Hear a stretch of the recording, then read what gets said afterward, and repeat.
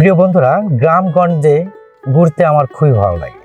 আর প্রকৃতির দেখলে তো আমার কথাই নাই। এটা হচ্ছে মধুপুর থেকে আমি গোবিন্দপুরের ভিতরে অর্থাৎ গ্রামের ভিতরে একটা ছোট্ট বাইপাস একটা রোড আছে, সেই দিকটা যাচ্ছি বন্ধুরা। তবুও আপনাদের এই যাওয়ার প্রথম অর্ধে যা কিছু পড়বে সেটা আপনাদের মাঝে তুলে ধরছি বন্ধুরা। এখানে মধুপুরের পরেই যে স্কুল প্রাথমিক বিদ্যালয় রয়েছে রামনগরের পাশে মধুপুর, এই মধুপুরের পাশ দিয়ে একটা রাস্তা চলে গিয়েছে, এটা ভিতর দিয়ে গ্রামে গোবিন্দপুরের ভিতরে। এই যে বাইপাসে আর একটা রোডও আছে, ওই পাশ দিয়ে আমি যাব না, আমি যাব ভিতর দিয়ে। ভিতর দিয়ে আসলে গ্রামের যে প্রকৃতিটা দেখতে খুব সুন্দর দেখায়, সেটাই আপনাদের মাঝে তুলে ধরছি।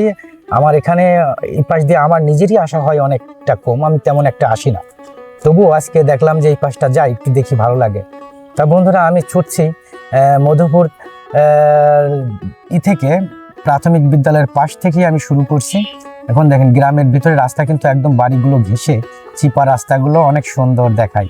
দুপাশে গ্রাম গৃহস্থলীর গোবরের লাঠি, কেউ স্তূপ করে রেখেছে, খ্যার, বিভিন্ন বিচেলি টিচেলি ইত্যাদি ইত্যাদি। এটাই গ্রাম প্রকৃতি। তবুও সব কিছুর মাঝেও গ্রামের দৃশ্য মনোরম, এটা ছুঁয়ে যাওয়ার মতো, ভালো লাগার মতো।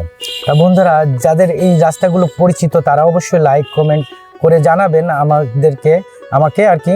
আমি আসলে এই রাস্তাগুলোর সম্পূর্ণ জায়গা টোটালি চিনি না বললে ভুল হবে, কিছু কিছু চিনি, অধিকাংশ জায়গায় না চিনলেও কিছু কিছু জায়গায় আমার ভুল হতে পারে, সেটাও আমি আপনাদের মাঝে তুলে ধরছি। সামনে গ্রামের ভিতর যে রাস্তাগুলো আছে এটা আসলে অনেক সুন্দর, যেটা না দেখলেই নয়। তা বন্ধুরা, আমি এই পাশ দিয়ে ঢুকতে ঢুকতে অল্প একটু সামনে দিয়ে ঢুকে বেরিয়ে যাব, যেটা হচ্ছে গোবিন্দপুরের রাস্তা। তা আমার সাথেই থাকবেন টোটাল ভিডিওর সঙ্গে। মেন রাস্তাটাই পাশে গিয়ে আমি শেষ করে দিব বন্ধুরা। এই মাসে দেখেন এখানে একটা বড়ই গাছ রয়েছে, কত বড়ই ধরছে, ওরে মা, ও মাই গড! আসলে একটা বড়ই গাছে এত পরিমাণ বড়ই ধরছে, মানে ঝুলে পড়তেছে। আসলে বললাম না ভাই, আসলে গ্রামগঞ্জে চলতে ফিরতে অনেক কিছুই দেখা যায়, যেটা আসলে অন্য জায়গায় পাওয়া যায় না। তবুও আমার ইচ্ছা আছে বাইরে, নিজের এলাকা বাদেও বাইরে বাইরে যাব, তবে তার আগে আমার নিজ এলাকার চারপাশে আগে ঘুরে নেব, যেটা আপনাদেরকে দেখাই বন্ধুরা। সামনে দুপাশে গাছ সারি সারি, আর মাঝখান দিয়ে যেন চলেছি আমি দূরের কোথাও, দূরে না আসলে সামনে, বেশি দূর যাব না, অল্প একটু দূরে, মাত্র কিছু দূর দূরেই গেলেই গ্রামের ভিতরটা ঘুরছি আর কি। তা বন্ধুরা দেখুন, এই যে গ্রামটা আসলে ছবির মতো, দুপাশে গাছপালা থাকে, মাঠ থাকে, গ্রামের ঐতিহ্য, গ্রামের মানুষের সংস্কৃতি, এইগুলো মিলেই গ্রামে ঘুরলে অনেক ভালো লাগে, ফ্রেশ অক্সিজেন পাবেন। তো বন্ধুরা, এই জায়গাটা আমি চিনি না, এই যে এখানে এই কালভার্টের জায়গা, এই জায়গাটার নাম আমি জানি না, তবে সামনে একটা যোধপুর স্কুল রয়েছে, প্রাথমিক বিদ্যালয় রয়েছে, সেটা জানি। তা ওই যোধপুর স্কুলের পাশ দিয়ে আমি বের হয়ে যাব আর কি। এখানেও একটা তেঁতুল গাছ রয়েছে, আমি যে ডান পাশ দিয়ে ঘুরে ঢুকে যাচ্ছি। আর অল্প একটু দূরে সম্ভবত সামনে গেলে একটা স্কুল পাবো, যোধপুর। আমি এখন যোধপুরের ভিতরে সম্ভবত এই জায়গাটা, ভুল হলে সেটা কমেন্ট করে জানাবেন আমাকে বন্ধুরা।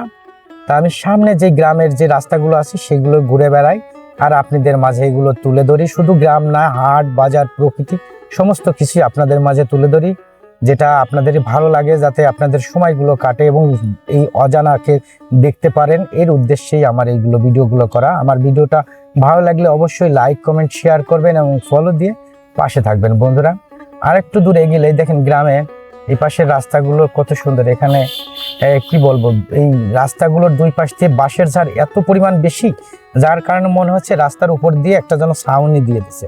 গ্রামগঞ্জে বাঁশের ঝাড়গুলো অনেক বেশি থাকে, এটাই তার এক প্রকার প্রমাণ।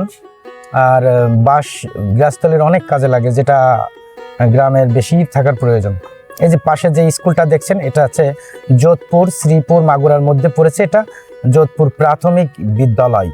এই যোধপুর প্রাথমিক বিদ্যালয়ের গেটটা এখানে, আমি এখন ভিতরে যাব না, যেহেতু সামনের দিকে যাব। সামনে যে যোধপুর স্কুলের মাঠটি রয়েছে এবং পাশেই একটা কি বলে মেহগনি বাগান বা ইসের বাগান রয়েছে। তো বন্ধুরা, আমার এখানে ডেস্টিনেশন নয়, ডেস্টিনেশন আর একটু সামনে বন্ধুরা। এই পাশে দেখেন কয়েকটা তাল গাছ, রাস্তার পাশে তাল গাছ, এটি কিন্তু বাংলার গ্রামগঞ্জেই বেশি দেখা যায়। কত সুন্দর সারি সারি তাল গাছ রয়েছে, তাল গাছে উঠে তাল পাড়তে খুব কষ্ট হয় যদিও। তা আপনারা গ্রামে আসবেন, দেখবেন তালের সিজনে তাল পাবেন। তা বন্ধুরা, তাল পাকা কাঁচা সবই পাওয়া যায়, এই তালের গল্প থাক, আমি এখন সামনের দিকে এগোই বন্ধুরা। এটাই আসলে রাস্তার মাঝে দেখেন অনেকে চোতালি গ্রামের ভিতরে রাস্তায় তো আসলে লোকজন আসা যাতায়াত কম করে, যার কারণে এরা ফসল টুকিটাকি ফসলগুলো এখান থেকে নাড়ে বা শুকায়ে পরিস্থিতি পরিপূর্ণ করে আর কি। তা বন্ধুরা দেখুন, আশপাশে শুধু গোবরের লাঠি আর গোবর টবর সবকিছু। এই তো মোটামুটি চলে আসছি বন্ধুরা গোবিন্দপুর। এই রাস্তা দিয়ে আমি শেষ করে দিলাম বন্ধুরা। তা সবাই ভালো থাকবেন, সুস্থ থাকবেন। আজকের মতো এখানে বিদায় নিচ্ছি। আল্লাহ হাফেজ।